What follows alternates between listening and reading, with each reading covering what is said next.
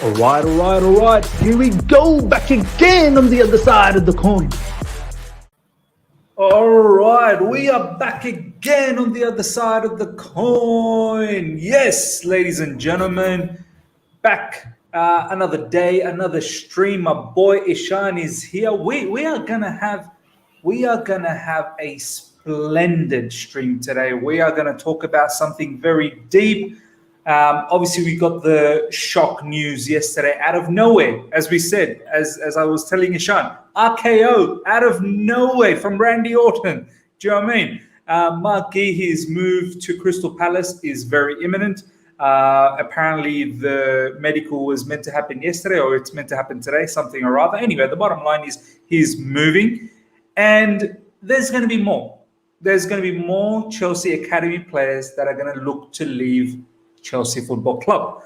So we're here to unpack all of that and understand the grassroots issues. Are we meant to be concerned?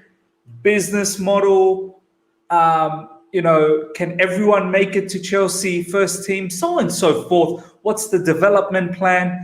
We're going to talk about everything. So before we do all of that, first of all, live chat, thank you so much. Like always, we've got nearly 30 people. This is fantastic. Let's smash the like button, number one. We are literally very, very close to 6,000 subscribers. My bad boy Ishan has been a major, player in this whole transfer market situation. So help the channel out a lot.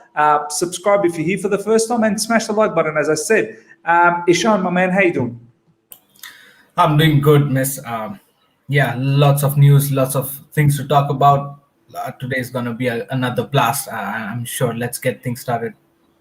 100%. As I said, I want to give a shout out to the live chat, first of all. These guys are absolute champions. They're here on a daily basis. I mean, honestly, thank you so much, guys. BP Production, Declan in Ireland, Sudasan, Dan, Yusuf, yes, the beautiful game. Karthik is here as well. Emmanuel, Declared, my boy. Anirudh is here. Wavy Naj and Victor, without a fail. Pratik is here as well. Fantastic. All right, ladies and gentlemen, let's get this show started now. Ishan, we all know the big news yesterday.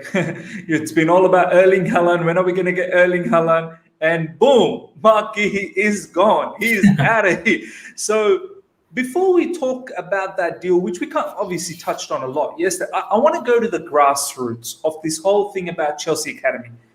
Yeah. I want to first say that before Frank Lampard, let's be honest, Frank Lampard started this trend.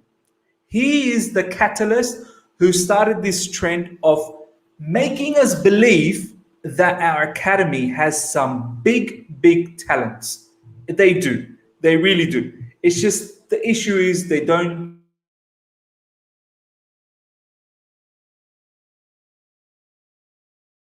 get the opportunity and Reece James and so on and so forth. So I wanna first talk to you about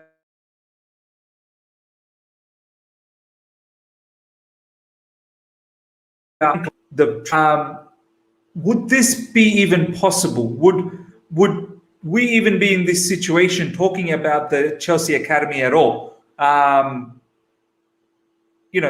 to me about that, the whole Frank Lampard. By the way, is my internet being a bit strange? Yeah, because I'm getting some lag here. Yeah. People are saying that I'm lagging. Am I okay now? Live chat? Yeah. Okay. So it's all good. Ishan, did you hear what I said? No. I'm confused. Yeah. Can you repeat that? Okay. Yeah. Of course. So I was saying that it was Frank Lampard that started this whole trend of academy boys coming in. He was the one who was the catalyst.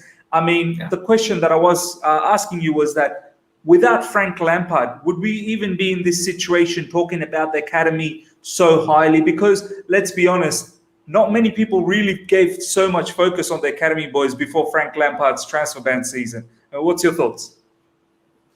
Yeah, I mean, that transfer ban helped us a lot, right, to explore our academy, and that's the exact time when Mason Mount emerged. The likes of Fikayo Tomori, Reece James, Tammy Abraham emerged, and that really helped. I think so. That, you know, we all know that if something happens for good, right? Even that transfer ban bought this boon for us to elaborate and look at our transfer. I mean, our academy players more. Yes, it was quite surprising that Fikayo Tomori was not in the Frank Lampard's plan or the long term plans.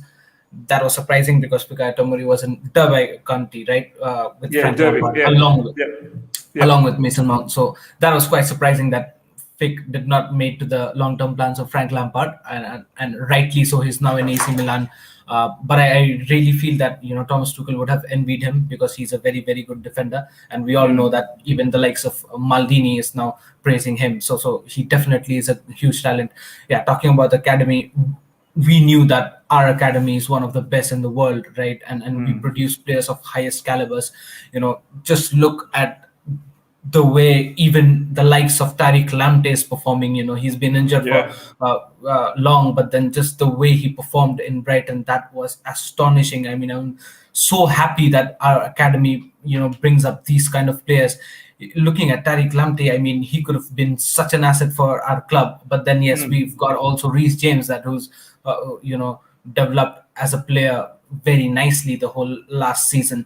So me personally, I have 100% faith on Chelsea Academy, and I know that every player who comes out of there has some unique quality and is really molded to become one of the best in world football.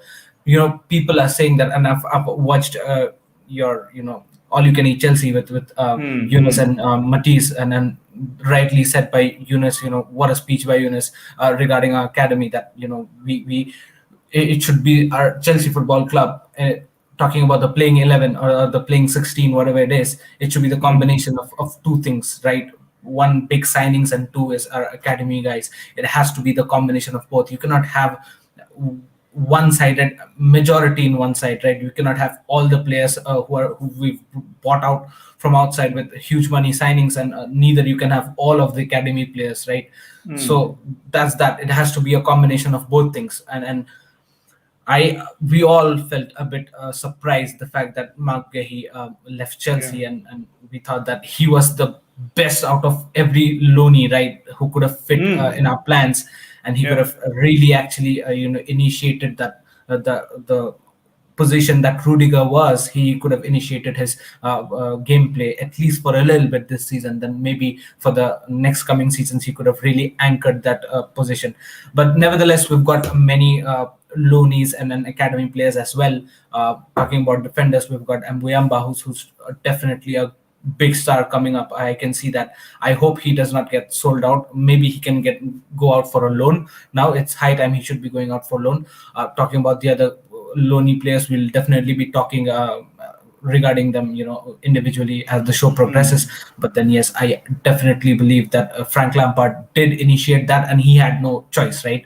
The transfer window was, we had a ban. We were in a phase where we could not buy anybody, and we had the likes of Eden Hazard leave our club. So it was definitely a difficult phase that time. And Frank Lampard came up with the likes of Mason Mount, Reece James, and all of these new guys. Tomori played a few games when Lampard was there for the first time in his first year as a manager.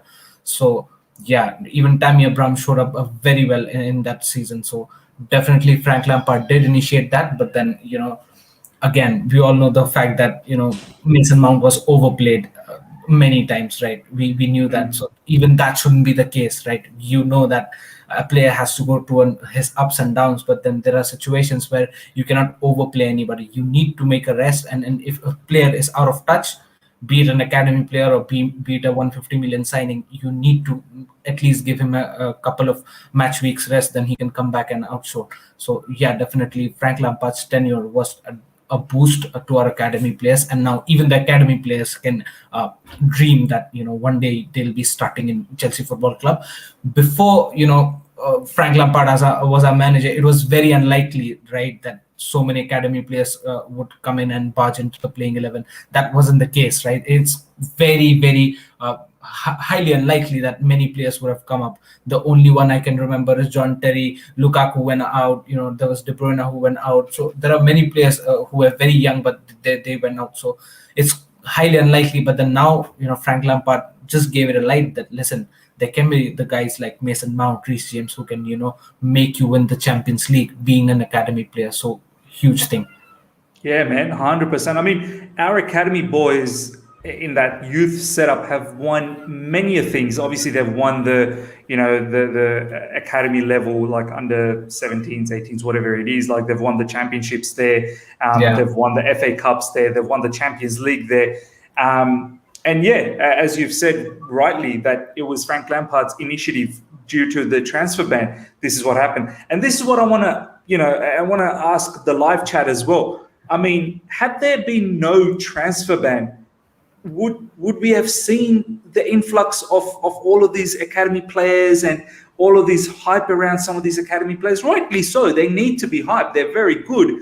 But the question that I want to ask as well, and I want to see what the live chat has to say, is would there been any of these opportunities? Maybe Mason Mount might have been one of the opportunities, perhaps because Frank had seen him in Derby. Tomori probably would have been another opportunity. But if there was no transfer ban, I highly doubt players like, I don't know, Tammy Abraham or maybe even Reece James, whether they would have been given an opportunity. So something to really think about from that. And obviously we're going to tie back and talk about this a little bit more. What I want to now say is that The Athletic has come out with an article off the back of Marc Guehi's big news yesterday. And The Athletic was saying that this could be the catalyst of more movements from Chelsea academy players, because they feel that it may be too difficult to make it to the first team. At certain times, it may even be impossible to make it to the first team. You look at someone like Marc Guehi, who had such a fantastic loan spell at Swansea. He literally, was a standout defender in the Championship last season. Had as I said, a fantastic season with Swansea. We, the fan base, thought that perhaps he could be a squad player and eventually he'll have himself a starting position, because the likes of Azpilicueta, Thiago Silva, they're going to move on. And even to a certain degree, maybe Rudiger, probably 2-3 season maximum, right? But even someone like Marc Guehi has looked at this situation and said, I don't want to stick around. I'm good enough. I'm good enough to play. I'm good enough to start. I don't want to stay here and be a backup player. I don't want to be a rotational player. Now, this is where my first discussion starts. We have identified that our academy is super quality. But is this going to be a concern for us, Ishan? Like, are we going to be losing out, like some of the comments here from the live chat that are saying, players like Tomori going to AC Milan, Guehi now going to Crystal Palace, Lamptey has already gone to Brighton. These players could possibly become superstars. They really could become superstars. Lamptey is now getting talked about, perhaps moving to Arsenal. You never know, maybe other teams, because his play on the right side is brilliant. Tomori, he's been doing some fantastic work. So I guess, Ishan, what I want to say is that what is Chelsea's plan? There has to be a vision with some of these, and I'm not saying every academy player is going to make it to Chelsea first team, because God damn it, we said it yesterday, we are the European champions. Not everyone's going to be able to make it. Not everyone's going to be Mason Mount. I understand that. But there could be more Mason Mounts. There could be more Reece James. There could be more Billy Gilmores and so on and so forth. True. How do we make sure that we get this production coming through? Because then we don't have to smash out crazy amount of money to fill in a particular position, right? Yeah. For instance, we are talking about bringing back Declan Rice, who we let go when he was 14, and now we're thinking about bringing him back for £18 million for West Ham. Yeah. Yeah. Yeah, who knows if we're going to be in the same situation with Marc Guehi. Marc So Guehi.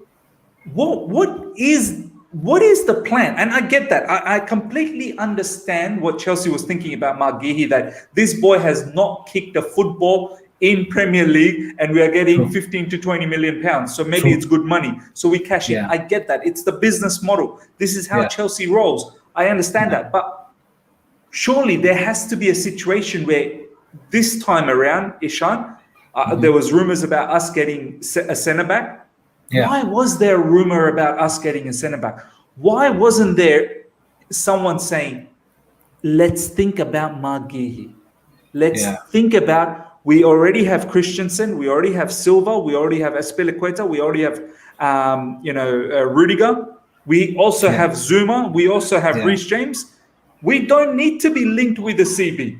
We True. have high caliber CBs. We have high caliber CBs. God damn it, these people have won the European title. Yeah. They're champions of Europe. Why Yeah. are we getting linked with a CB? Why are we not talking about Marc Guehi? No, 100%. We all knew right after the season ended, we knew that Marc Guehi performed exceptionally well, not just the previous season, but previous to previous season also, he did very good. And we know that this guy is going to be big. But again, like you said, there is a vision. I understand there has to be a vision, but then with vision, there are also a factor called as greed. So maybe I think so. This greed played a bigger role than vision here, because that's exactly the thing that you said. That exactly makes sense in this case. That a guy who's not kicked a ball in the Premier League, if we're getting a 20 million for this guy, then why not sell him? And deals exactly says this question, and a very interesting question here by Deal CFC is that who do you think is the decision was made to sell these youngsters, especially Marc Guehi, Tuchel, or Marina? That's the thing. Even if Thomas Tuchel might have said that, listen, I need this guy, Marina would have said, listen, he's not even kicked a ball in Premier League. I mean, and I'm getting a 20 million for this guy.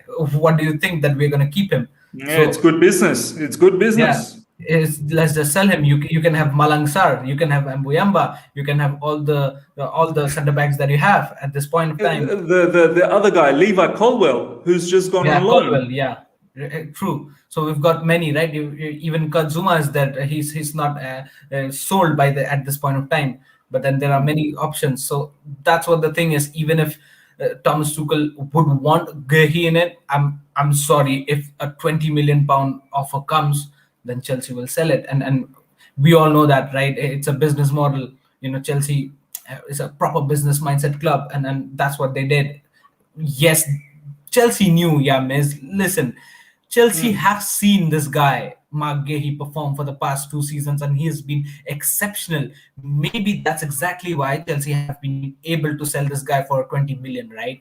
And Chelsea knows precisely that this guy is going to go big, and that's exactly why there is a sell-on clause behind that. If Chelsea knew that this is just another transfer, day-to-day transfer, he could have just sold him like that, maybe for a 10 million tops, and then just sold, finished. But no, it's not just a normal sale. It's a 20 million sale plus a sell-on clause on it. That means Chelsea already knows that if this guy performs better in the next season, or maybe past next 2-3 seasons with Crystal Palace, he can go on to for a much more bigger club with higher wages and transfer fee. And that percentage also comes to Chelsea Football Club for some reason when Crystal Palace sells Marc Guehi. So Chelsea knows that.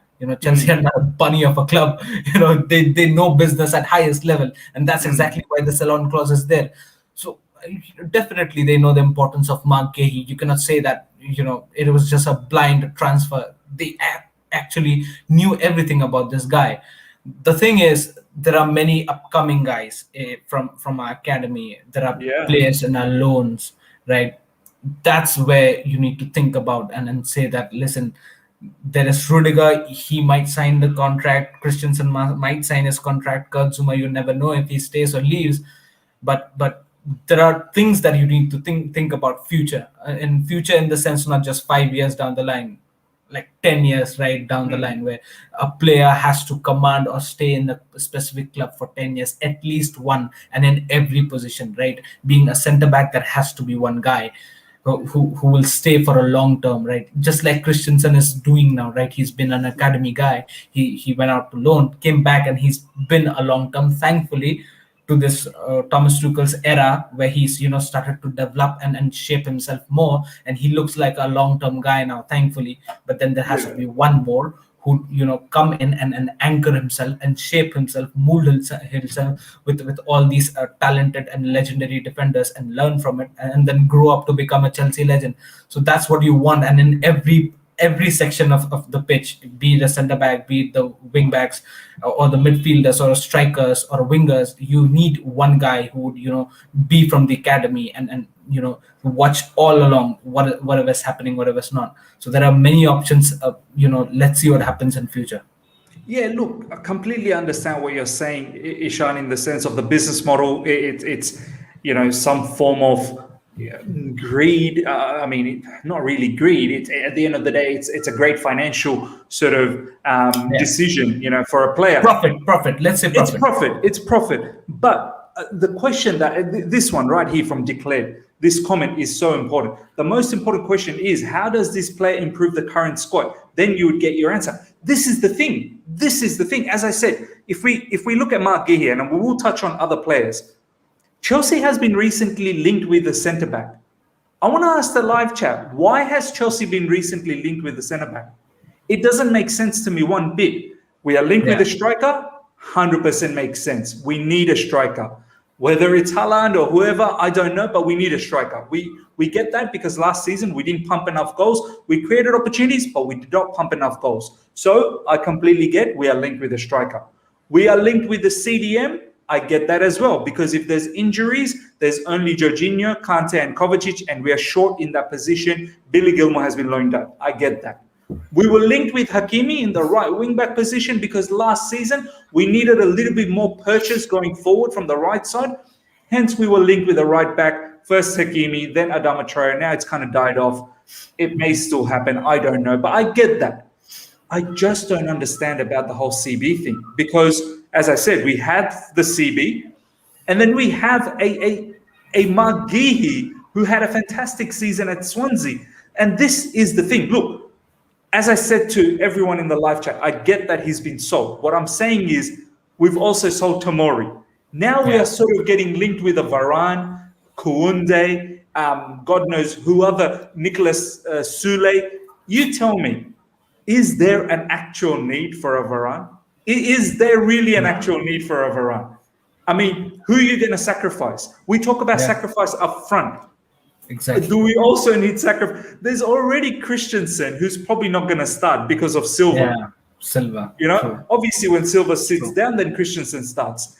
And I know you guys are going to say, oh, what about the injuries and so on and so forth? Yeah, I get that. I understand that. But you're going to bring in a Varane to fill in when there's injuries? Varane's coming to Chelsea, if he is, to start. He's not. He's won several Champions League. He's the World Cup winner. He's done it all. He's going to come to Thomas Tuchel's team to sit in the bench. Yeah, no problems, Tommy. Let me know when someone's injured, or let me know when someone's a bit out of form, and let me know when someone's... Yeah. Oh, yeah, internet, miss. At the end of the day... Your internet's lagging again, miss. Is my internet back now? Again. Is my internet back? Yes, it's back. Sorry about that. I don't know what's happening with my internet today. So yeah, basically what I'm saying is to comment back to this particular point from Declared, I thought there was a plan, and this is now what I want to talk about. What is the plan? And before I go to Ishan again, I want to talk about this comment from Thomas Ide. Thank you so much. If we trusted Aina, Callas, and De Silva, Chaloba, we wouldn't have needed to spend 100 million on Zappacosta, Emerson. Look, Aina, Callas, De Silva, Chaloba, look, I don't know. Aina is doing okay-ish in Fulham, obviously. Callas, I don't even know where he is at the moment. De Silva, not that great at the moment. Chaloba, I think you're talking about the guy who's went to the French league. He's actually doing well, and he's actually going to probably get a full permanent move to one of the French clubs. That's the rumors that's going around. But it's a good point. I see what you mean, because these players cost nothing, And then Zappacosta, Emerson, Bakayoko, Drinkwater are costing us so much and wage bills. Ishan, what is the plan for some of these academy players? Because I don't see any point of getting players like Zappacosta, Emerson, Bakayoko, Drinkwater ever again. No. Ever again. We should be looking at getting it from the academy. If you're not buying world class, then you're getting it from the academy. Don't get second tier players. It's got to be world class. If it's not world class, you go to the academy. What's your thought? True. 100%. Hell, Danny Drinkwater might have forgotten the shape of a football, if I'm not wrong, man. That guy has been all over the world. I'm not sure what he's doing, but he's not played competitive football for past 2-3 years, right? So I'm not sure what Chelsea is doing with these guys. I mean, it's difficult from Chelsea's point of view also to sell these guys, right? The likes of Zappacosta, Drinkwater, Bakayoko.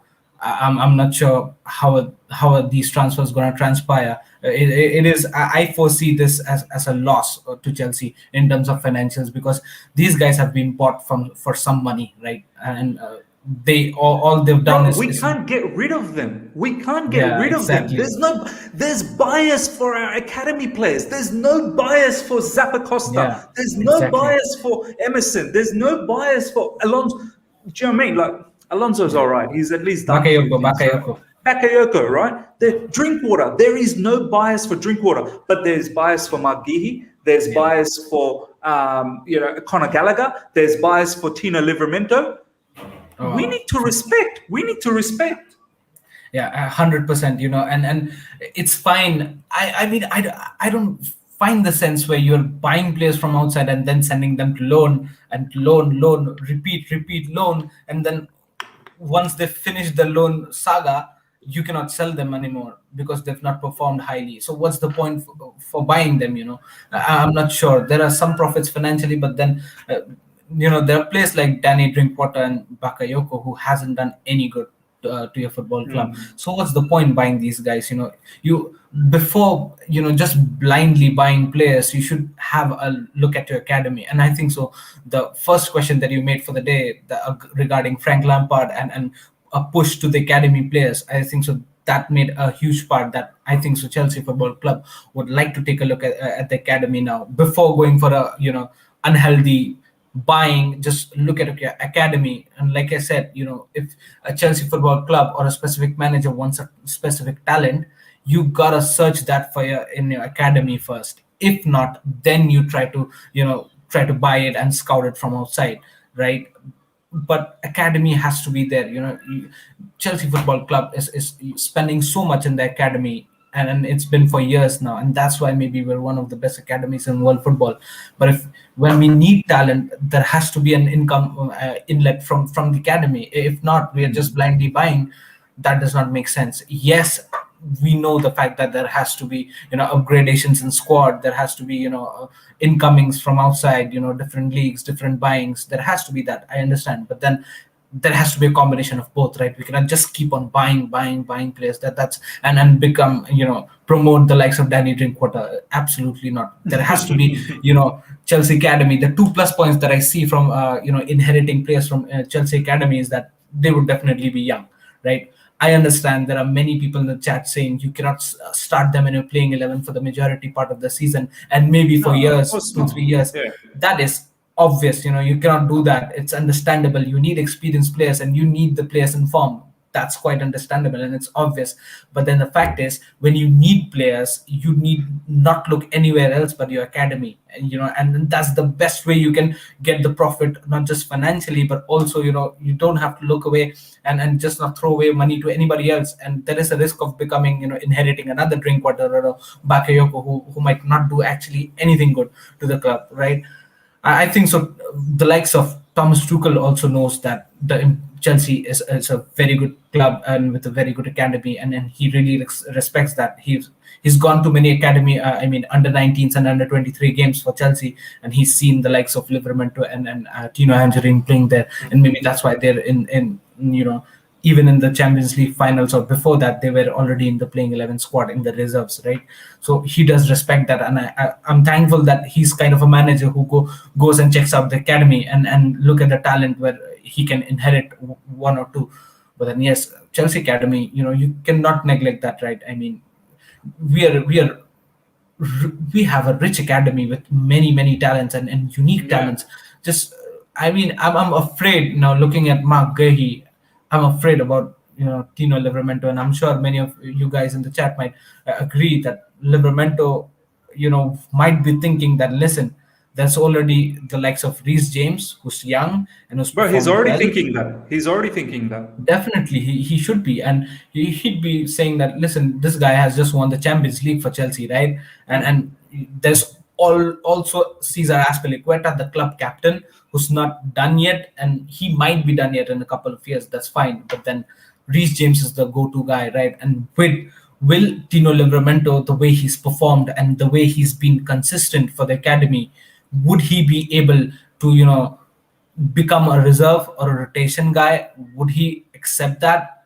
I don't know. I'm not sure. But then, yes, I definitely would love Tino Livramento to stay in Chelsea Football Club, learn a lot from Thomas Tuchel. And we all know, right, Thomas Tuchel really envies the two right back and left back position, or the wing backs position. So Livramento is one of the guy who will give the high work rate to Thomas Tuchel, will really satisfy Thomas Tuchel with his work rate. So yeah, it is a concern, but then I think so we should definitely look at our academies first and then go out and scout if we need any players. So yeah, academy for me needs a definite push. And yes, Frank Lampard has definitely given an uplift that, listen, there are players in our academy where we can trust a lot. So if not, if Lampard would have continued, I think so Billy Gilmore would have got more chances than what we've seen him getting.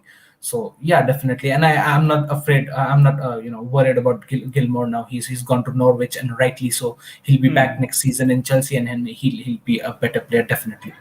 No, for sure. I want to talk about this particular comment from Guadalupe Mendoza. If we use the academy, we would be Arsenal. Think, my man. I'm not telling us to use the entire academy as the first team. I'm saying that players like Reece James and Mason Mount, although we say not everyone's going to turn out like them, but there are other gems as well. That's what I'm saying. I'm saying let's have them in and around the squad. Let's have a development plan. That's what I'm saying. I'm not saying don't purchase players anymore. No, we have to win. And I'm going to talk about this whole mentality. It's the win now mentality at Chelsea, which is fine. I appreciate that. I want to win silverware. And obviously Thomas Tuchel is going to be judged on winning trophies, not how many academy players that he's graduated and made them into a superstar. He's obviously going to be looked at how many trophies did he win. And we're going to talk about that. But this point here, this is the misconception. No one's asking for the entire first team to be full of academy players. No. What we are saying is we don't need to be, like, for example, Adama Traore. We don't need to be linked with Adama Traore. Hakimi made sense. World-class player. Adama Traore as a right wing back? I don't think so. Maybe he works out for a season under Thomas Tuchel. What happens when Thomas Tuchel gets sacked after a year and a half? We've seen managers get sacked. I hope he doesn't. I hope Thomas Tuchel stays here like Diego Simeone is doing at the moment in Atletico Madrid for like 9-10 seasons. I hope he does that. I hope Thomas Tuchel stays that way. Then it makes sense. But we've not seen that sort of longevity with a particular manager. So Adama Traore will probably get a 5-year contract, play one season, some other new manager comes in, and all of a sudden he's our next Danny Drinkwater. This is what I'm saying. This is what I'm saying. That if it's not Hakimi, then it should be Tino Livramento. It should be Tino Livramento. And if it's not, say for instance, some people are saying Zuma was leaving. If Zuma is leaving, give Marc Guehi the chance to slot in. Zuma wasn't even getting that much minutes. Now we will talk about the other side of it. Before I do that, I just want to clear some of this super chat. Thank you so much, guys, for the super chat. Phantom of many topics. Thank you heaps for the super chat. Always supporting the channel. We are chasing quad. No time for mediocre babies. Look, I get that. Once again, I'm not saying the thing is mediocre. That's a bit harsh. Some of these youngsters that we are talking about, like Marc Guehi or Tino Livramento, highly talented. I'm not talking about any other youngsters. There's plenty of youngsters in our academy. I'm not talking about every single one of them. I'm talking about the big ones, the real big talents. Do you know what I mean? They could actually make an impact in this team, and having that exposure will only help our football club, will only enhance our football club. And the other positive, Ishan, is these players, they're becoming assets of the club. How much do you think Mason Mount is worth now? Yeah. Mason Mount in this market, minimum 70 million pounds. Minimum. 70, 80 easily, man. Minimum. Reece James, at least a 50 million pound right back. At least. Pep Even Mason Guardiola's Mount up and there. Reece James, Mason Mount and Reece James were mediocre before this season, right? So what are we talking about? What are we talking about? What are we talking about? Now we can't even think about a team without Mason Mount. Do you know what I mean? Yeah. So we need to make sure, are we making the right decisions, right? I'll do one more super chat and then we'll get back to this. Guys, please smash the like button. We've got over 100 people. This is going to be a stellar discussion. You guys are going to enjoy it. Roll the dice. I know what you're saying. You want to join the panel. My man, I will have another show where we get the fans involved. Today we'll just have, Ishan and I, and obviously I'll bring the live chat comments in, but we'll have a show very soon where you guys can join in again. Salman Zaki, it's been a long time I haven't seen you. Thanks for joining the stream. Chelsea are suffering from 2017-2019 bad window. Yeah, that window, we don't need to have it. We don't need to, because we have the academy to fill in wherever we don't have a world-class quality, and we can perhaps take a gamble on those sort of scenarios. Now, Ishan. Miss, one question before you go forward. A very important question, and this question is kind of eating me from inside, with the links that we talked about, Frank Lampard, about the transfer ban, and the whole season we went without making any transfers. Then comes a season when Frank Lampard was our manager, but there comes a season where the transfer ban has been lifted, right? And we go berserk in transfer market. 7-8 new transfers with the likes of Thiago Silva, Kai Havertz, the big one, Timo Werner, Hakim Ziyech, Ben Chilwell, and whatnot, right? So the fact that Frank Lampard was a manager then, right? And Mason Mount was the guy who's developed and become one of the most favorite players for Frank Lampard and one of the most important players for Chelsea, right? Yeah. You also know the fact that Kai Havertz is the guy who plays in this, particularly in same position. Yeah, similar-ish. Yeah. Mason Mount, yeah. What do you think? Was there a plan to sell Mason Mount then? Yeah, that's the thing. There was never a plan to sell Mason Mount. There was never a plan, because let's be honest, Frank Lampard and Mason Mount, that was his boy. Mason Mount was his boy. And there is favoritism. There is 100% favoritism in football.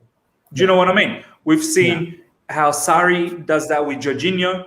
He cannot imagine the system working without Jorginho. Similarly, Frank Lampard could not imagine his system of high intensity, high pressing and whatnot, even though it didn't work out, but he could not imagine that without Mason Mount.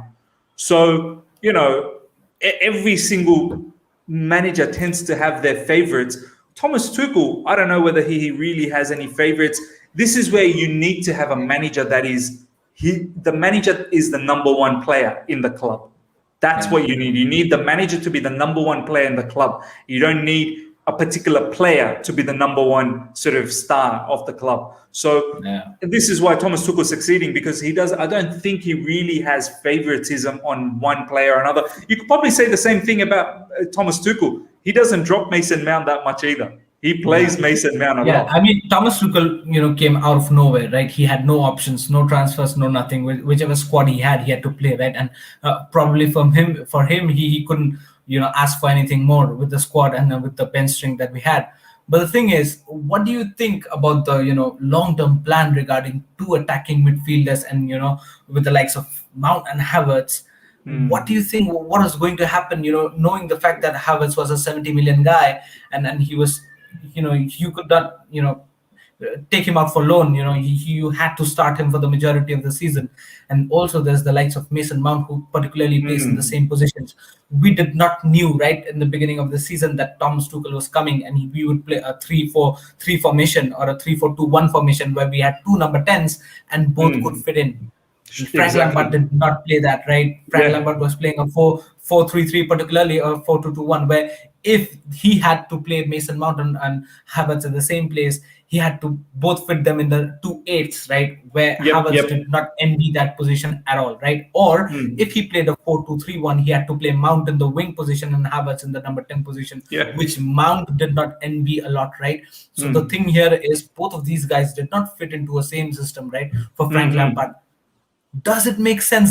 I mean, the transfer, thankfully that happened because both of these guys are top players. But what do And you think? this What was the vision there? and this is the thing. I think Athletic said that a lot of these players that we initially thought that were Frank Lampard signings were Yeah, probably not Frank Lampard signing. The Athletic yeah, said there was only one Frank Lampard signing, which was Chilwell, and he yeah, wanted Declan Rice, and he yeah, actually wanted Tarkowski from Burnley. He yeah. wanted James Tarkowski.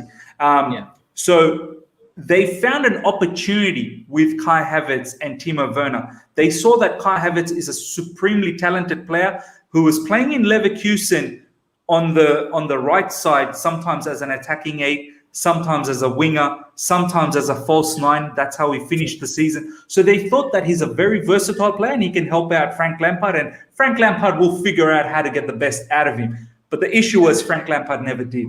Frank initially thought that maybe he could fit as an attacking eight, but it just wasn't working out, as you said. Mason Mount playing in the wings and so on and so forth. And then when Frank Lampard was finally playing him as a false nine, it kind of worked out. He played him as a 10, Yeah. it kind of worked. And then obviously Kai Havertz had his, the whole disease and injuries and whatnot. So look, Frank probably didn't have a plan. He probably didn't know how to use. I don't even know if he actually wanted Kai Havertz. I wouldn't be surprised if he even wanted the club. It was a club decision, and thankfully, he's the Champions League. He's the Champions League scorer, so he won the Champions League. So sometimes you have to understand whether this is why you need a sporting director who thinks about what the philosophy of the club is and where they see the club go 10 years down the track and the kind of brand of football they want to play. And then they get those sort of players, and the managers, they'll get their say, but then they'll have to figure out how to put these pieces together. So that's why I want to talk about this particular. I'll get to the super chats again, ladies and gentlemen. But Declared has put, and this is the conversation I want to have now.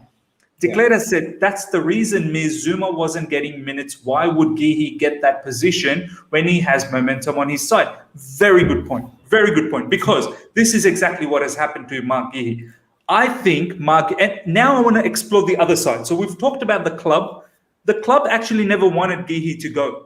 They had plans. They were actually offering Marc Guehi the contract extension. Guehi is the one who didn't believe that he was actually going to have a future at Chelsea, as like what Declared is saying. Yeah. He thought that he was good enough. He's good enough to start. He saw an opportunity and he went to Crystal Palace because he's 100% going to start there. Because Crystal Palace is doing something new with Patrick Vieira, and they've got 8 starting players that are coming off contract. So they're rebuilding over there. So he's going to start there, no doubt. Yeah. Here's the question I have, Ishan, is from a player's perspective as well. You look at Callum, he doesn't want to leave. He had so many opportunities to leave, but he doesn't want to leave. Even now, he probably should leave on a loan to get more time somewhere, but he said he doesn't want to leave. He wants to fight for his opportunity. And up front, there is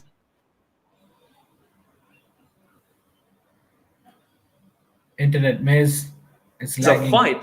There is Ziyech. There is Kai Havertz. There is, man, my internet is having a nightmare today. So as I was saying, up front, Callum Hudson-Odoi.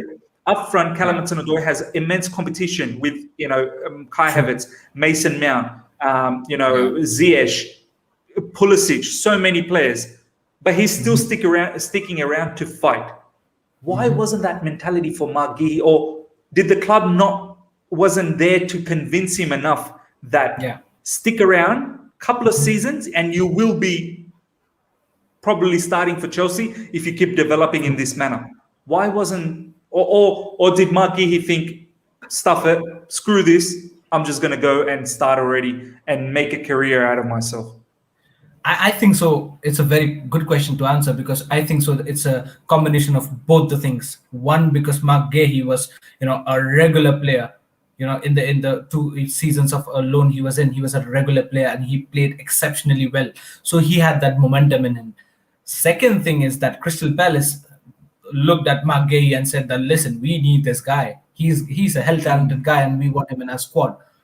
So let's approach Chelsea and just let's give them this. He's going to be a big talent in future. Let's give him a 15 to 20 mil and let's see what happens, because Chelsea operates in that level, right?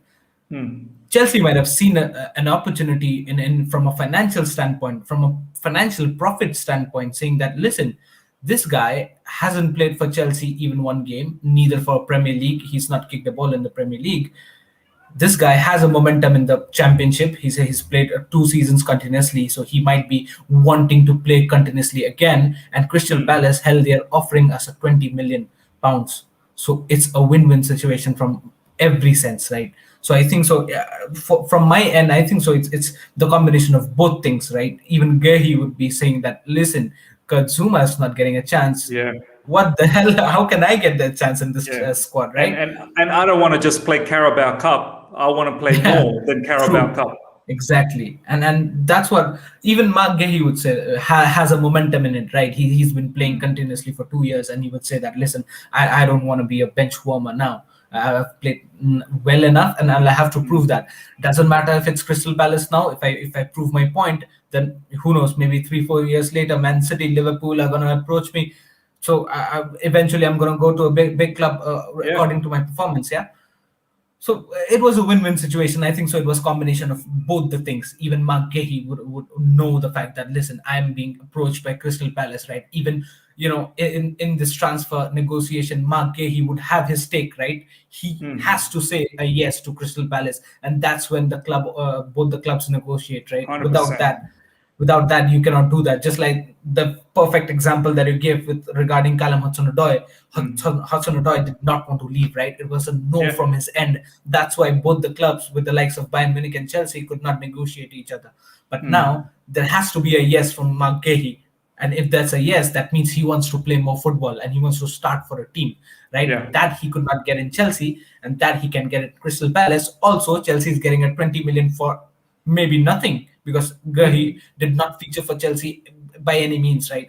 So it's a win-win situation for both the seats, and I think so that is exactly why. And maybe just look at the whole thing from a journalist point of view, that no journalist was able to cover this by any means, right?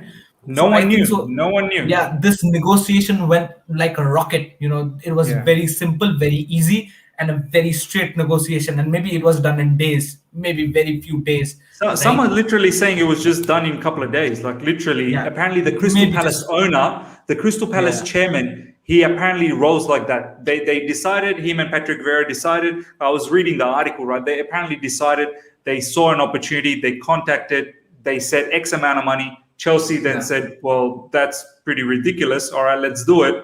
And boom, and then obviously Guehi would have had to say yes, which he did. Yeah, because the more days a negotiation crosses by, the more chances it creates for a journalist to catch it, right? And once a journalist catch it, that the things are going on. But this Guehi thing, nobody catch it.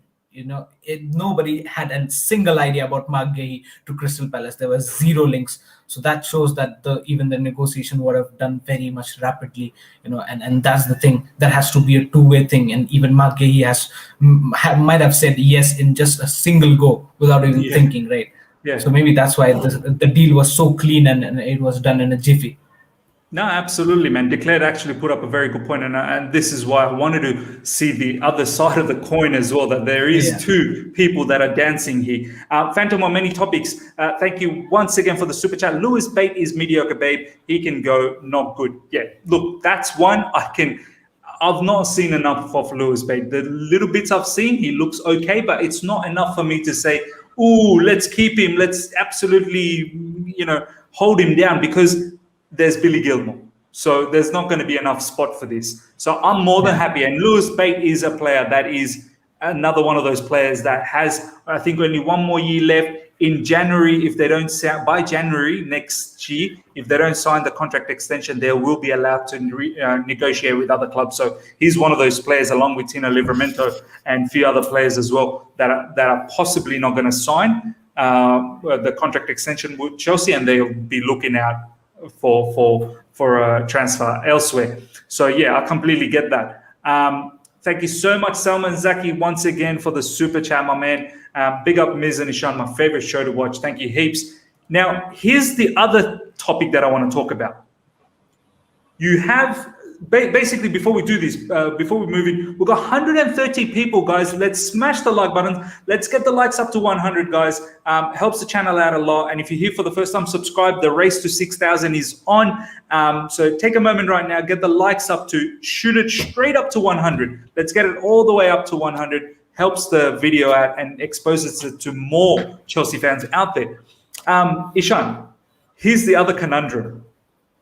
There is one part of the fan base that are like, come on, give some of these academy players a little bit more chance. Yes, we made the Mason Mounts, Reece James. There could be more. Tammy Abraham now touted to go to Arsenal. West Ham are interested, so on and so forth. And there could be more in the brinks. But then the other side is, well, Thomas Tuchel could do that, but as soon as Thomas Tuchel doesn't start winning, you're gonna say hashtag Thomas Tuchel out. So where is the balance? The mentality of the club of Chelsea, and I'm absolutely okay with it. We are ruthless. We want to win. Our owner, Roman Abramovich, is not here to, celebrate. I mean, the academy is fantastic, but he's not here to celebrate the academy. He's here to celebrate silverware. He's here to celebrate the days that we had in May 29, the nights like May 29. Do you know what I mean? He's here for the 2012. Do you know what I mean? Yeah, May 19, I believe. Those are the nights. The Premier League glories that we've had all the way from Jose Mourinho time, the FA Cup glories as well.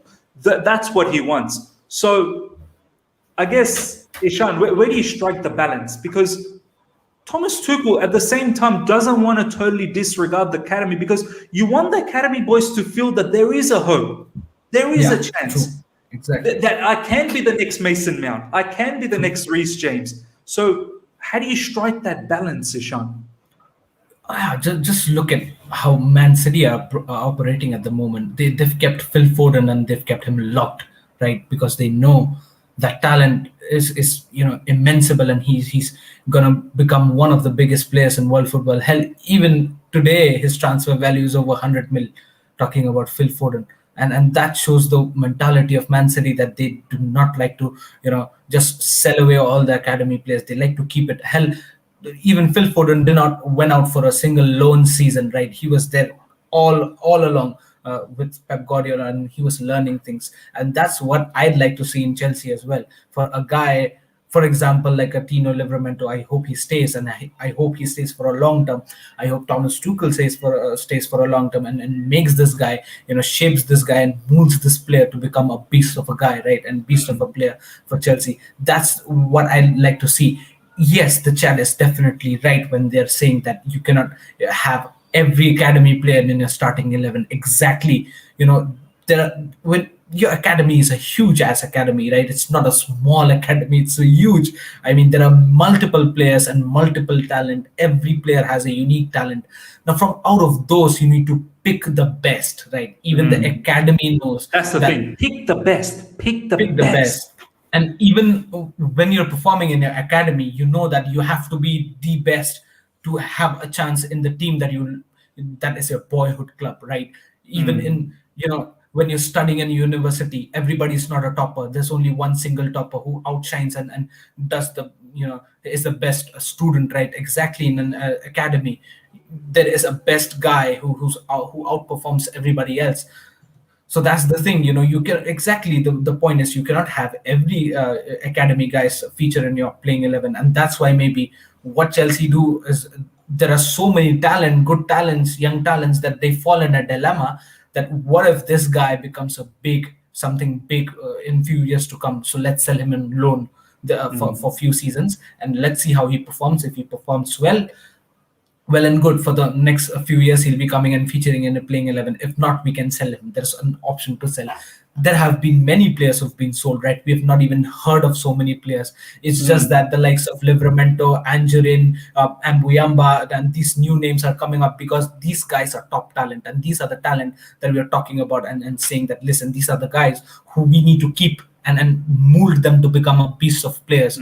These are the guys we cannot, envy selling them. These are the guys we need to keep in the team. Maybe a couple of loans here and there, but then we need to have a track on him. We need to focus him. But rest, the academy is full of players. It was not just the likes of Livramento, Angerin, and Ambuyamba playing in the whole academy. There are many players. There are still many players, but do we even hear of them? No. Those guys just go away to different clubs, maybe for free, or maybe they take some money out of it. That's fine. But then the fact is, even academy players know that you have to perform the best, and you will be picked out. You'll be picked up by Chelsea playing, main squad if you become the best, and that's what Tino Livramento showed by becoming the Academy Player of the Year. And those are the things that you outshine yourself, and come in the vision of the current Chelsea manager, and that's how you barge into the playing 11, or at least be a reserve. I don't find any problems why you cannot be a reserve or a rotation guy for a couple of seasons. Just look at Phil Foden. He's not featured for many seasons, and he's just played one game here and there. Phil Foden last season obviously had the breakthrough, but he probably could have gone the season before, where he started showing the true potential. Other teams could have come in and taken him away, but this is where Pep Guardiola came in and said, calm down, my son. Calm down. This commentary from Thomas Ide. Man City did not replace David Silva as they had Phil Foden. That's continuity, providing a pathway. Pep Guardiola literally said to Foden, you are going to play. You will be part of Manchester City long term. Now the boy is playing for England. This is the thing. This is the thing, Ishan, and I want to ask you, and the live chat as well. How would you feel if we don't have a plan for Billy Gilmour? I know he's gone for a loan in Norwich, and I hope he absolutely kills it. But then what? What if next season Kante and Jorginho and Kovacic are still here and they're still playing? What if they're still here? And what if we sign the likes of Xiaomeni? What if we sign Declan Rice as well? What if we sign Declan Rice? Because that is the biggest shout. What if we sign Declan Rice? We still have Jorginho, who's still saying, and I want Jorginho to stay. He's in supreme form. And he's probably going to sign a new contract. He's probably going to sign a new contract. And he's saying, we are just getting started with Thomas Tuchel. So you got a Declan Rice, who's young. You got a Jorginho. You've got a Kante. Maybe some question marks. There's some rumors that maybe Kovacic down the track could be sold. But you never know. Maybe Kovacic could still stick around. Billy Gilmour, if he has a fantastic season at Norwich, and I hope he does, how do you think Billy Gilmour's going to feel coming back to the preseason, knowing, am I fifth choice, fourth choice midfielder? I don't think so. My stocks are high. I could literally get a move now. How would you guys feel about that? Honestly, how would you guys feel about that? Or how would you guys feel if, for some reason, let's say some people are saying in the live chat, Gilmour could replace Kovacic? Sure. But what if Chelsea gets another midfielder? Yeah. Do you know what I mean? And out of nowhere. And you're right. There should be competition. There should be competition. But how would you feel if Billy Gilmour says, the hell with competition? The hell with that. Yeah. I want to make sure, I know I'm good. I want to make sure that I'm playing week in, week out. Now, this is the question. Is Chelsea Football Club ever going to be in that particular position where they can give you week in, week out? Do you know what I mean? Are we going to be able to do that? Or are we always going to be bringing in? This is the thing. We need to know when to bring in and when not to bring in as well, I feel like. Like right now, the Haaland situation, 100% we need to bring in.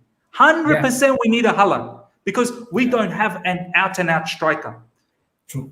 Giroud is leaving. Tammy Abraham is leaving. Yeah. Timo Werner is not banging in the goals. Hopefully he does, but we don't know. God, Please be with us. We don't know.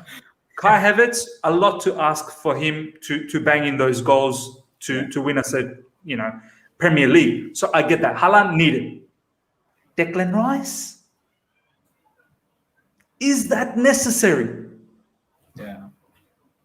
So Ishan, what's your thoughts? Declan Rice, is that necessary? I think so. That's just I mean, the whole thing, Ishan. Yeah. As I'm first touching someone upon like Declan Rice. yeah. Yeah, I'm first touching upon Declan Rice. That just like you said, is there actually a need to sign him? I'm not sure, because all the three midfielders that we have that are performing well, right? I'm not sure if it's an absolute necessity, and if it does, what happens to Billy Gilmore, right? That's the question that we're searching for. That what and if you're saying that Jorginho is going to sign a new contract, then again it becomes a whole chaos in the midfield itself. The same chaos that we're having with the wingers, the chaos starts in the midfield. That what happens when Gilmore returns? We already have so many midfielders. I can count you so many now with Ross Barkley, Timo Bakayoko. We still haven't got Ruben Loftus-Cheek, bro. Ruben Loftus-Cheek, he's a good player, but we also have another guy who's 120 million a week, Mr. Danny Drinkwater. He might also be rubbing his hands and saying, "Come on, man, even I'm in the team." But then that's my point, is there are so many influx. The supply is so much, and there's just so limited space. There has to be good management to it. I mean, yes, it's very important point what Miss said, that whenever we have a transfer, and whenever especially we have a big transfer, we have to analyze the whole situation, that who are the loanees that we have on that specific player. Is that position absolutely necessary for that point of time? Just like he said, the center forward that we are searching for is an absolute necessity to buy. Now, I would be a fool if I'd say, let's take that from academy. Our academy player might not be good enough to score a 20-25 goals in a Premier League season that we can take a player from academy. So that's what the thing is. That's why we need a player, and we are searching for either of Haaland or Lukaku. And that's exactly how Chelsea needs to analyze that. Listen, if a specific there's a specific gap, or there's a specific vacancy, there is that vacancy absolutely necessary to be bought by from the other clubs with all the wages and all the clauses? If yes, then fine. If no, then just look at your academy, or else wait for a season. Just ask your manager how are things going to transpire if we do not make this signing. If you can survive for the whole season, and if you're confident enough that, listen, if you don't buy this player, I'm going to be good and I'm going to take this through, then fine enough. The next season, Gilmore, the likes of Gilmore is coming, right? So we can depend on him. We know that he's a good player already, and he's going to definitely shine and develop for the next season. So a very good point from you, that, before having a big signing, blindly signing anybody, let's not take the risk of inheriting another Danny Drinkwater or Timo Bakayoko in our squad. It would be an absolute waste. 100%. And this comment here from Ashley Lewis. To be fair, when you look at Billy, you can just tell he will be a big player wherever he goes. Compared to players his age, he seems confident, mature, great vision. Billy could nearly take Kov or Jorginho, especially. Look, Billy Gilmore, his first game, man of the match. I think it was a FA Cup game. First Premier League game, man of the match. First Champions League game, man of the match. First international game, man of the match. He played against England. Scotland should be getting pasted by England. That team that England had, they should be pasted. But he comes and becomes man of the match. This is the thing. And this is how I'm thinking. I personally thought Billy Gilmore was very good enough to be the fourth choice midfielder for Chelsea. Fourth choice. And I think that could have benefited him a lot, just like the whole Foden situation. And I get it. Him going to a loan makes sense as well. He's going to get minutes. He's going to have regular minutes. But my issue is you're going to...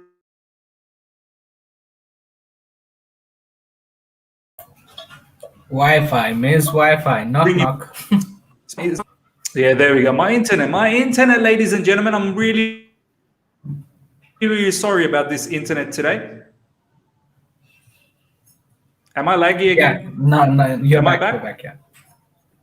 My day. Sorry about the internet, ladies and gentlemen. I'm not really sure what's going on in Sydney. But I was saying that I honestly thought someone like Billy Gilmore could be the fourth choice midfielder for Chelsea. Yeah. Yes, he's gone on a loan. Great. he's going to get the minutes, fantastic. But I thought he was good enough to be the fourth choice, and he could have had the same sort of feel like the way Foden was having in Man City. Yeah. Do you know what I mean? So, him going to a loan, that's fine. But now us bringing someone like Rice or Tchouaméni, which is okay, I understand, we need cover. But then there has to be a plan for Billy Gilmore. You know what I mean? That's what I'm trying to say. I can see a few people saying bad internet. Sorry, guys. Really, really apologize for today's internet. I'm not really sure what's happened. Guys, let's get the likes up to at least 100. We're up to 70 likes, 30 more likes. We've got over 134 people. Let's get the likes up to over 100 right now before we talk about a few other things. Ishan, I do want to talk about a few other loan players. Obviously, we've been talking about some really, really good players that are, heavily touted in the market. But what about players like Ampadu, who hasn't had the best loans? What do we do about them? I mean, there also has to come a time, where do we stop believing? When do we stop saying that, is there an opportunity here? I mean, he's had 2 loan stints, one at Leipzig, one at Sheffield United. Not the greatest for both of them. He had a Euros, not the greatest either, got a red card. When do we start saying, well, Ampadu's still young though. I think he's only 21 or 20 still. Like, he's very young. I mean, is it worthwhile to have someone like him to give a loan spot for that kind of player, or is it better to give a loan spot to someone more, deserving to get that right now? What's your thoughts about that? I would have been more than happy if, Ampadu would have got that, permanent deal to Crystal Palace rather than Marc Guehi. I'm expecting more from Guehi rather than Ampadu. I'm not sure if I've been very much impressed or satisfied with how Ampadu played in Sheffield United. Yes, I can say that Sheffield United move for loan was also not the best decision for him, because the game style that he played might not suited him perfectly, that he scouted for. But then yes, I think so. He'll go out for another loan. But yes, instead of Marc Guehi, it should have been Ampadu who should have been sold. I would have understood that more, because I can definitely tell you that Marc Guehi was a better performer for the past 2 seasons rather than what Ethan Ampadu was. So definitely I would have kept Guehi and let go of Ampadu. I'm not sure what the plans are for Chelsea. I think so. If you're saying that Chelsea should send him out for loan another season, then what do you think he's going to feature? I'm not sure if he's going to do that in Chelsea, because again, the mediocre comments that Phantom of Many Topics is putting up, I think so it suits for Ampadu, if I'm not wrong, because his performance has not been that good to actually rate him. Just like you said, again, the Euros performance with the red card and all those stuffs has had a negative perception on many people's mind as well. So I would definitely have kept the likes of Marc Guehi, and let go of the likes of Ampadu. I'm not sure what are the plans for Conor Gallagher at this point of time as well, but that's another one, actually. Very good point. Conor Gallagher, I think he's going to be sold.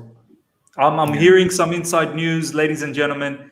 I think Crystal Palace could do another madness. Crystal Palace is after us. Crystal Palace is after our academy. They are on. They are raiding our academy. It's full on war. It's warfare. They are ready to attack. I'm hearing that somewhere around 15 million for Conor Gallagher, apparently. Is it? This is some of the in the nose. Chelsea in the nose are talking about. They've been saying, because think about it. Think about it, Ishan. Yeah. Where's Conor Gallagher gonna play? Where's he gonna play? Yeah, exactly. And he's already had a loan, a full season loan at West Brom. So he knows his Premier League, like he can play Premier League. Yeah, he knows he can play that. True. Exactly. Yeah. So he doesn't need another loan. He doesn't need another loan. He needs a career now. Yeah. Yeah, and it's high time, I think so, even for Conor Gallagher. I think so Ampadu and Conor Gallagher should be sold. I don't see, especially Ampadu, I'm not sure how Conor Gallagher would, phase out in midfield, how would Thomas Tuchel would, envy him or play him in which position. I'm not sure about that, but talking about Ampadu, I don't think so he's going to feature in Chelsea. In this season, Not at all. Absolutely no chance. Not But then this season. Not this season. That's for no sure. way in hell, not in this season. But then in even in even if he has one season loan, I'm not sure if he'd come back and say that, listen, I'm going to start in Chelsea Football Club. I don't see that happening. So for Ampadu, I think so. Selling Ampadu would make sense for Chelsea, and like we've heard from many sources that Chelsea are trying to sell many players, right? They're concentrating more to sell players in this transfer season rather than buy, and that makes True. complete sense because just look at the amount of players that are unused in Chelsea Football Club, and then they're waiting to be sold. So it definitely makes sense if Ampadu leaves, and I think so he should. But will he?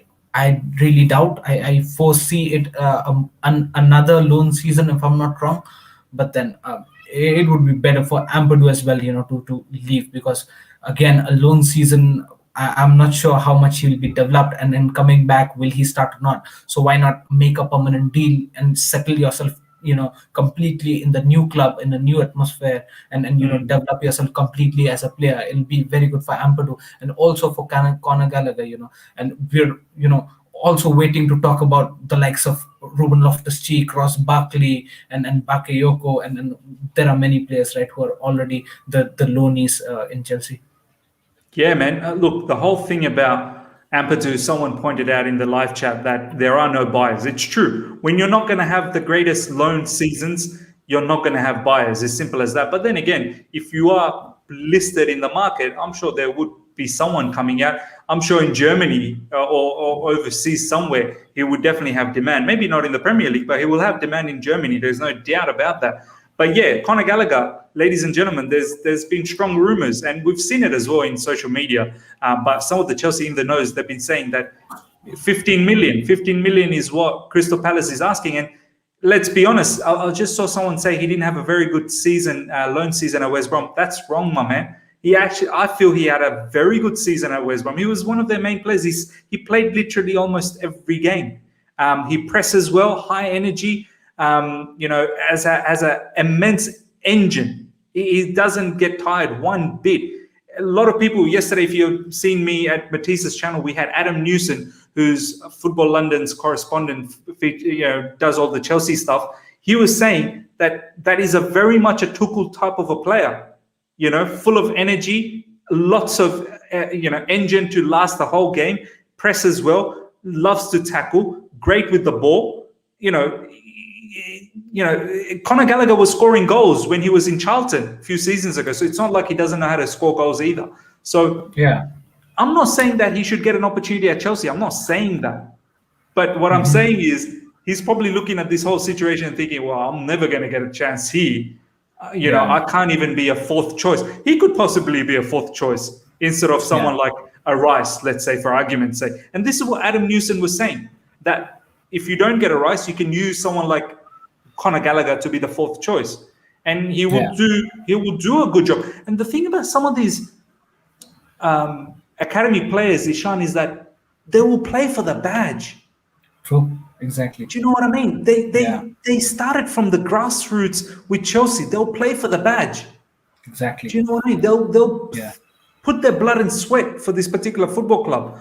So there will be another one of those where Conor Gallagher will leave. All right, ladies and gentlemen, we're going to start wrapping things up. But before we wrap things up, I guess the final thoughts. I mean, is the academy purely looked at as a business model, or are we actually interested to get the best talented players from there and give them an opportunity, just the likes of Mason Mount, Reece James, hopefully Billy Gilmore as well. Tammy Abraham, to an extent, now he's been moving out. And I never thought he was ever as super talented. Reece James and Mason Mount definitely are, no doubts. But live chat, let me know what your thoughts are. We may showcase a few comments. But Ishan, what's your thoughts? I mean, is it a business model, or is it actually a hub where we can get some talents if we can't get the world-class players? I think so. The perception is changing, and thanks to Frank Lampard's season as a manager, I think so. The perception is changing a little bit, and also thanks to the current manager Thomas Tuchel, because without his initiative, I don't think so. Academy players will get much more attention. Because the manager is the one who has to come out and say that, listen, the academy players are talented enough to feature in my squad, so bring them in. And maybe that's exactly what Thomas Tuchel did, to bring in the likes of Tino Angerin and Tino Livramento. So the manager has to have a say on it. And talking about the business model or a hope for for the future for the own club, I think so. It has to be the combination of both. Like I said, out of the whole academy, there has to be players who are most talented, right? You have to pick one who has outshone the most, and those few picks who are the best among all has to come and feature, and has to be focused upon more for the future, for Chelsea's future, and has to be nourished in the football club that they love, and their boyhood club it is. The other players definitely will leave, right? You cannot just overload your club with all these players. So, and they are leaving, right? You do not hear about the other players who are not shining enough. They eventually go out and leave, or else stay as an academy player. So definitely it's a combination of both. But then yes, just like you said, just before Frank Lampard and the years before Frank Lampard was our manager, it was much more of a business model. We were selling more rather than inheriting. You never knew if Mason Mount would have stayed in Chelsea if it wasn't Frank Lampard.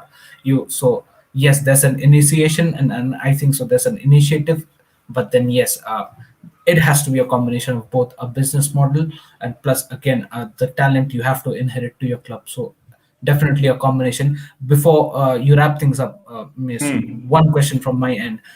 Who and many of the guys in the live chat also want to know that out of the players that we have now, be it Loney or be it an academy guy, who's your pick and who do you envy the most? Wow. Before I do that, Monster, really, really great to see you in the live chat. And I would love to have you, but we would just about wrap things up. But maybe we'll strike something up very soon. Maybe we talk about this. This probably needs a session too. Obviously, Roll the Dice earlier wanted to have a piece at it. I'm pretty sure Declared probably wants to have a piece at this as well. And many other live chat people probably wants to have a say in this particular matter. We will probably do a part 2 of this show very, very soon. And I'll probably get Monster to come in and chime in on this as well. But yeah, for today, we're going to wrap things up. But yeah, to answer your question, Ishan, you were saying, who do I sort of think is going to be one of the one that's going to break through out of the academy group at the moment, besides the one that's already in the new batch you're talking about? No, the ones who's loitering in the Chelsea main 11 now. Okay. And that includes the loanies as well. So you can take any name. I mean, you already have Mason Mount, Reece James, obviously, but I think Billy Gilmore is going to be a huge shout. I think Billy Gilmore, if we have a proper plan for this particular player and make sure that he's also developing and he's also showing intense, characteristic to develop, then I want to make sure that I do guide Billy Gilmore to the first team, because I honestly see traits of Iniesta in him. I really do. I see that movement, his passing ability. He has the ability to drive. He has the ability to dribble. He's a fantastic player. He truly is a fantastic player. We should not underestimate this one bit. He's one that I would be devastated if somehow we screw this up and he leaves. So that's my thoughts on it. But yeah, ladies and gentlemen, we're going to wrap things up. We still got over 130 people, nearly 140 people here. Guys, let's get it to 100 likes. If you've enjoyed this, looks like you all have enjoyed this so much, and you guys have been sticking around. So let's get the likes up to at least 100 right away as a parting gift for both of us. As I said, helps the channel out a lot, helps it to expose to more viewers out there. And if you're here for the first time, subscribe. We are on the race to 6,000 subscribers. So let's get that. We win together. And wow, it's close to 150 watching live now. Let's get the likes up to 100 straight away. And as I said, I will create a part 2 of this where I will get Monster and the rest of you guys to talk about this. Until next time, everyone, take care and catch you guys tomorrow. It'll be an exciting show. We will get Ryan back. We might have a tactical conversation. Ryan's doing some madness in football Twitter, so we might talk about formations and how and whatnot some of the play may look like. So look out for that. Take care, guys. I'll see you guys very soon. See ya.